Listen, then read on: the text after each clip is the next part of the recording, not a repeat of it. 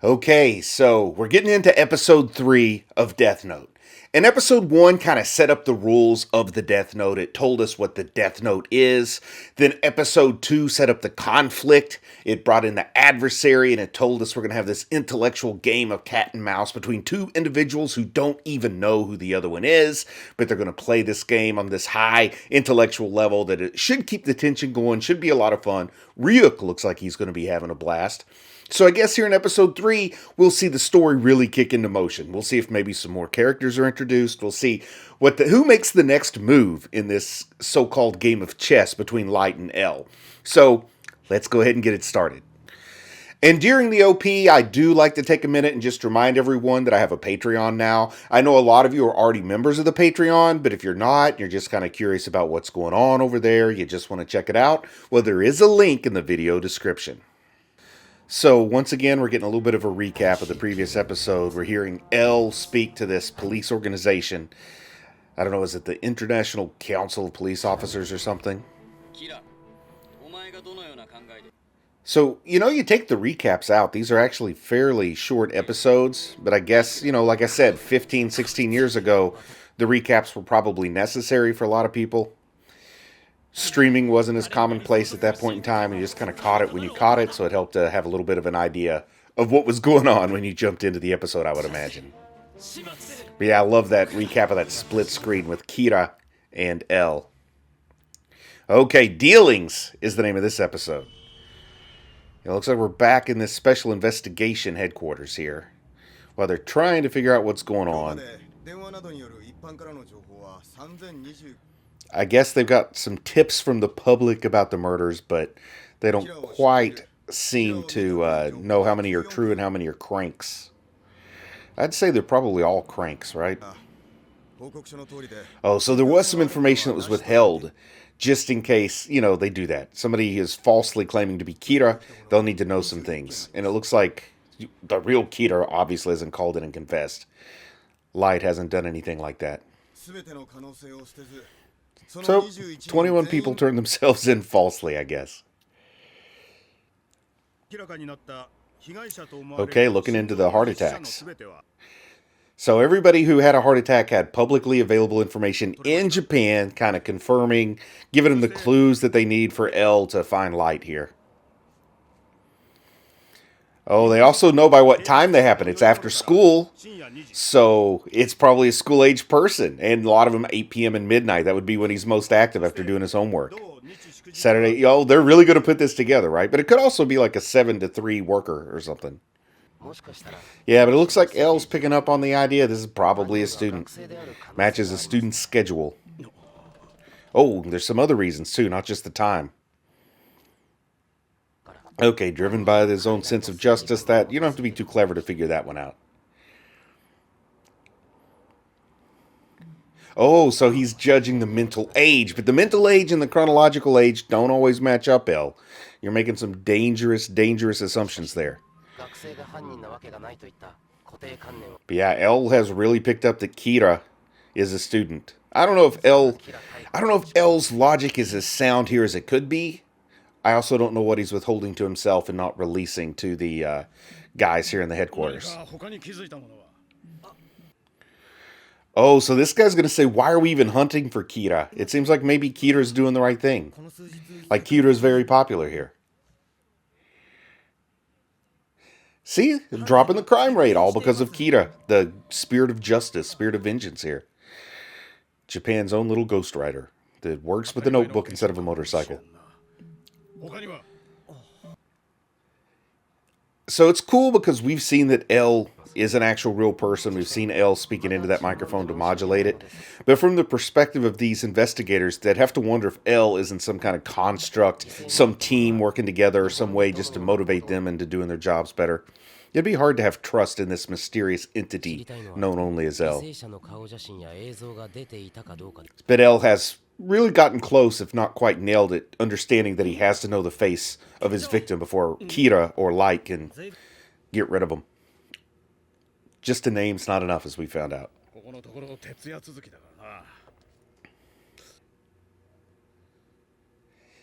Oh, the guy's apologizing for making an obvious observation, but if nobody says the obvious, then you think everybody's overlooking the obvious. So sometimes you gotta say what's obvious to make sure it's said and move on.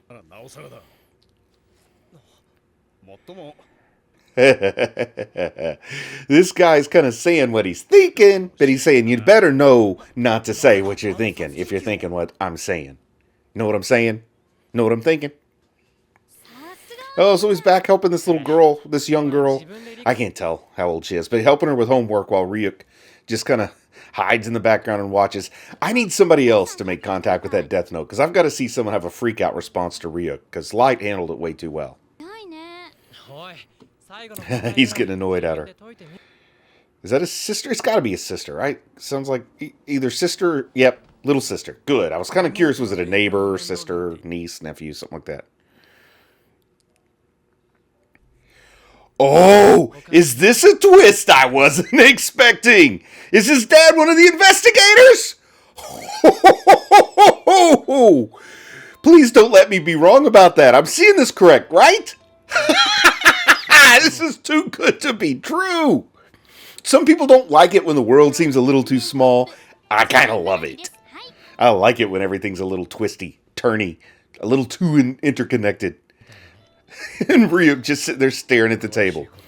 So I understand that his family can't see Ryuk. But like if Ryuk just grabbed an apple and started eating it, to them would it look like an apple was just floating and getting chewed up? I want to see something like that. I want to see some shenanigans. Throw a little slapstick comedy in there. Oh wow, so he's hacking his father's police computer to see what they know about Kira. That is just crazy. The Kira is coming from inside the house. The Kira is in your family. Oh wow, lots of files. Oh, so he's finding out just how much they figured out, that they're actually way closer than he might have expected. And Ryuk likes it. Ryuk likes it that he's in trouble. He wants him to be running scared and living on the edge and have a little bit of excitement here. Okay, so now what's he going to try to start getting a little more complicated? He's going over the rules out loud here with Ryuk. So I think he's coming up with some new spin for how to use the Death Note. Oh, so if he writes heart attack as the cause of death, then it'll... Oh, okay. So he's going to make the deaths more creative, like maybe still a heart attack, but a heart attack in this situation at this time to cause like the domino effect to happen. All right, this could be good. Let's see just what kind of Rube Goldberg mechanism of death he can come up with here. We'll see just how clever he is. Oh, what's going on? Just a heart attack in a prison cell? That didn't seem too interesting. I was hoping he didn't kill the soccer ball. Okay. So, these just look like boring old heart attacks. I thought something clever was going to happen here. I guess I shouldn't judge too soon, right? Oh, whoa. Guy broke a button and his heart attack happened. When is the domino effect? That was all so boring.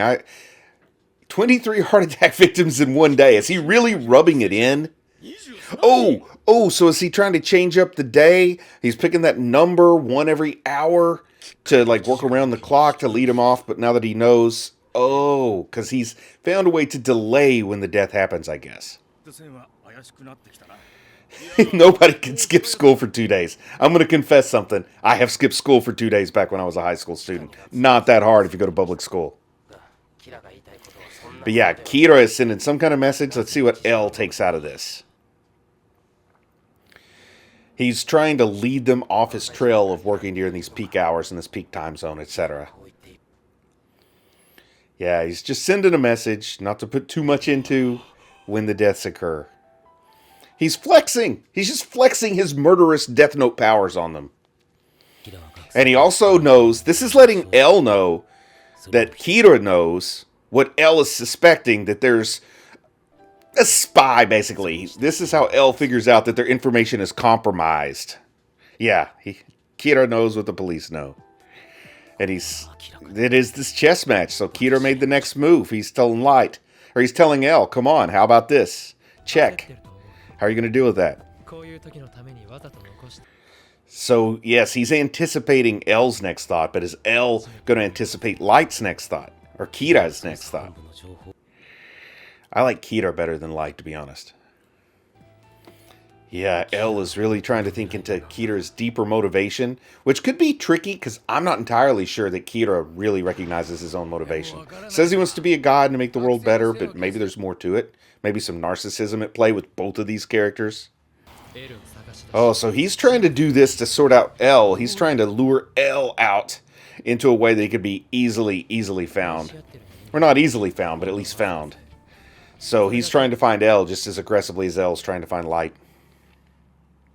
Yeah, driving that wedge between L and the police. Interesting. Is he going to try to get the police to think L is the actual Kira? Because that would be a clever move. That would be a move I would like to see him make. But yeah, trying to drive a wedge between them. Get them to work against each other. They're trying to one-up one another. Yeah, that's exactly what he says. L investigating the police investigating L, and the police will be the ones to find L. They will find L for Light, and then Light will eliminate him. Pawns. That is chess. Chess isn't chess without pawns. So he's turning the police into his pawns here. I like that. That whole divide and conquer thing. I really need that Death Note font that they use in the info card. Oh, people are resigning? I wonder why. Well, so they're going to quit the police force if they don't get transferred to a different case. I want to hear about this. Oh, they're worried they're going to get killed by Kira. So if Kira knows the police, then he can kill any police working on his case, just like he killed that prisoner that he thought was L. So they're too afraid to work on it. I like this. So they're smart. I mean, they're smart if the police is compromised and he can kill them from a distance. They may just want to not give him any reason to kill them. And L's revelations about, L's deductions, I guess, about how Kira works is only making the police more and more uncomfortable with the job they've been tasked with.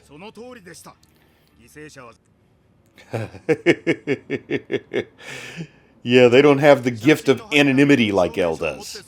But also, it's awfully convenient that L lived a life of anonymity just for a case like this, should it pop up. But then again, it also makes sense. If you're a deep investigator, you don't want people to know who you are. Oh man, so they're out of there. They don't want to die. And Kira's dad with that excellent, I don't know, Stacy Keach mustache there. I wonder if Ryuk is going to learn a lot of math and stuff from hanging out in high school with Light all day. It'd be kind of cool if you just slowly saw Ryuk becoming more and more well-educated just by secondary intake, from being in school all the time. He's so bored he has nothing to do but learn along with Light. Oh, mysterious figure on the corner. Oh, FBI agents are in Japan now. It's not just Interpol. Oh, that's L's contact. I wonder if we'll ever figure out who L's contact, Watari, was that what they called him? Who he is. So now 141 people have access to all the info on Kira. And he knows that at least one of those people is where the information is being leaked. Now, he probably doesn't guess that it is hacking. He probably thinks there's a mole.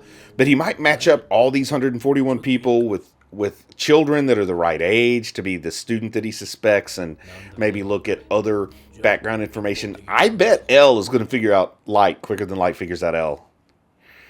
Here's Ryuk. I don't think it could have been picked up by a better person than you. But we got to do something. I'm not on your side. He says so right now. I'm not on your side. I'm not on L's side. I'm just here to watch the show. For me, this is all fun and games till somebody puts their eye out. He doesn't care about right or wrong either. He just wants to break up that boredom. He's referring to himself as his roommate. Ryuk. What a roommate, Ryuk. Okay, so what's he getting at?